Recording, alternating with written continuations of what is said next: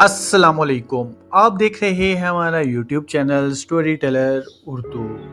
بنی اسرائیل کی کہانی دراصل ایک ایسی داستان ہے جو ہزاروں سال پر پھیلی ہوئی ہے، جس میں عظمت بھی ہے، آزمائش بھی ہے، کامیابیاں بھی ہیں اور غلطیاں بھی۔ یہ صرف ایک قوم کی تاریخ نہیں بلکہ انسانیت کے لیے سبقوں سے بھری ہوئی ہے، ایک زندہ حقیقت ہے۔ یہ کہانی شروع ہوتی ہے حضرت ابراہیم علیہ السلام سے، جنہیں اللہ نے اپنا خلیل بنایا، ان کے بیٹے حضرت اسحاق علیہ السلام اور پھر ان کے بیٹے حضرت یعقوب علیہ السلام، جن کا لقب اسرائیل تھا۔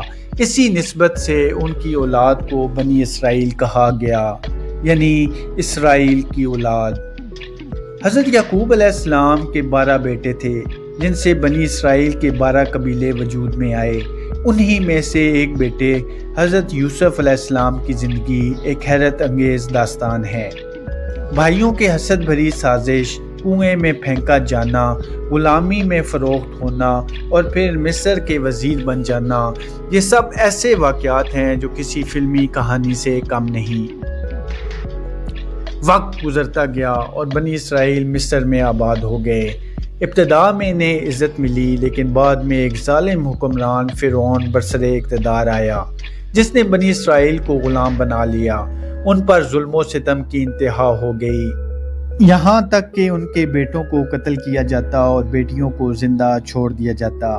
اسی اندھیرے میں اللہ نے ایک عظیم نبی کو بھیجا، حضرت موسیٰ علیہ السلام۔ ان کی پیدائش بھی ایک معجزہ تھی، دریا میں بہایا جانا اور پھر اسی فرعون کے محل میں پرورش پانا۔ جب وہ جوان ہوئے تو اللہ نے انہیں نبوت عطا کی اور حکم دیا کہ فرعون کے سامنے جا کر حق کا پیغام دیں۔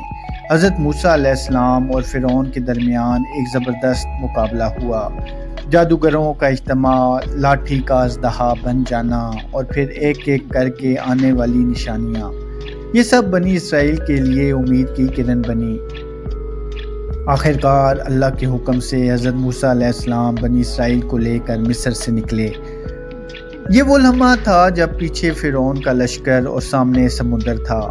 ہر طرف مایوسی تھی، لیکن حضرت موسیٰ علیہ السلام نے کہا، ہرگز نہیں، میرا رب میرے ساتھ ہے۔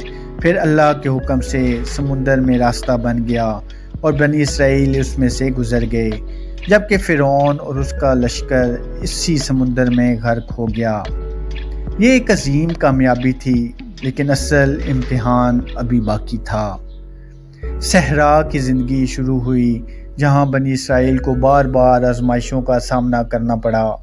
اللہ نے ان پر من و سلوہ نازل کیا، بادلوں کا سایہ دیا، لیکن پھر بھی وہ ناشکری کرتے رہے۔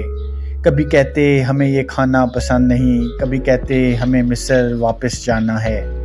ایک موقع پر جب حضرت موسیٰ علیہ السلام کوہ طور پر گئے تو ان کی غیر موجودگی میں بنی اسرائیل نے ایک بچھڑے کی عبادت شروع کر دی۔ یہ واقعہ ان کی سب سے بڑی لغزشوں میں سے ایک تھا۔ اللہ کا غضب نازل ہوا، لیکن توبہ کے بعد انہیں معاف بھی کر دیا گیا۔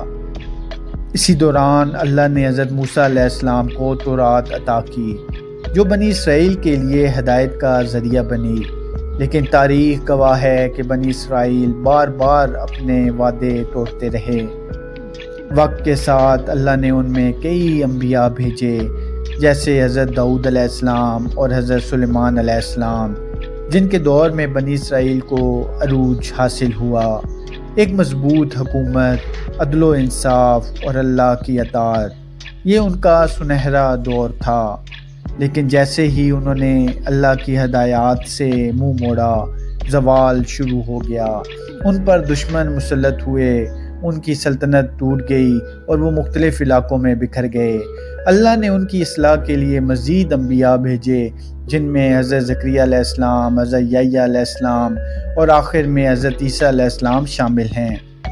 حضرت عیسیٰ علیہ السلام نے انہیں سچائی کی دعوت دی، معجزات دکھائے، لیکن افسوس کہ ان میں سے بہت سے لوگوں نے انکار کیا۔ یہی وہ موڑ تھا جہاں بنی اسرائیل کی تاریخ ایک بار پھر امتحان میں پڑ گئی۔ انکار، سازشیں اور حق کو نہ ماننا، یہ سب ان کے زوال کی بڑی وجوہات بنی۔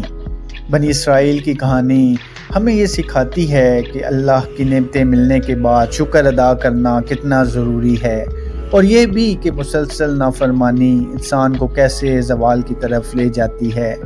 یہ صرف ایک قوم کی تاریخ نہیں بلکہ ایک آئینہ ہے جس میں ہر دور کے لوگ خود کو دیکھ سکتے ہیں۔ کامیابی بھی اللہ کی اطاعت میں ہے اور ناکامی اسی سے دوری میں ہے۔